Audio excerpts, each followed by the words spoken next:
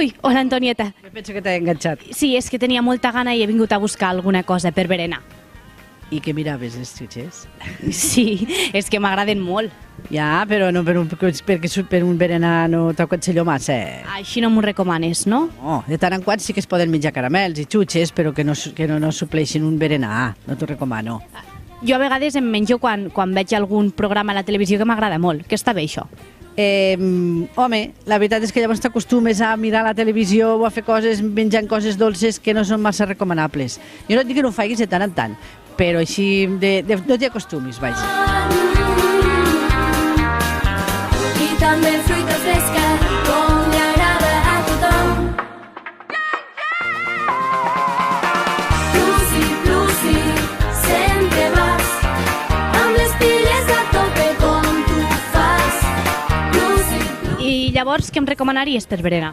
Doncs mira, com que veig que t'agrada molt el dolç, per què no agafem pa amb xocolata?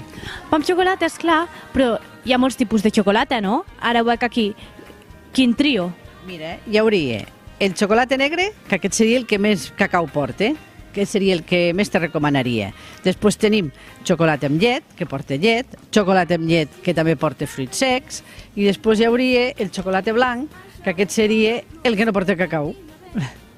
És a dir, si t'he de recomanar, aquest seria el més interessant, aquest amb llet també ho són, però si aquest no portaria, només porta greixos i sucres, vull dir que aquest seria el que menys te recomanaria.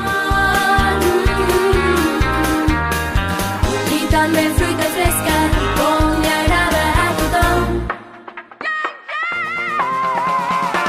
Lucy, Doncs llavors és millor el xocolata negre o el xocolata amb llet o amb llet i fruits secs. Exacte, molt bé. Molt bé, doncs agafo el xocolata i me'n vaig a buscar el pa. Més o menys.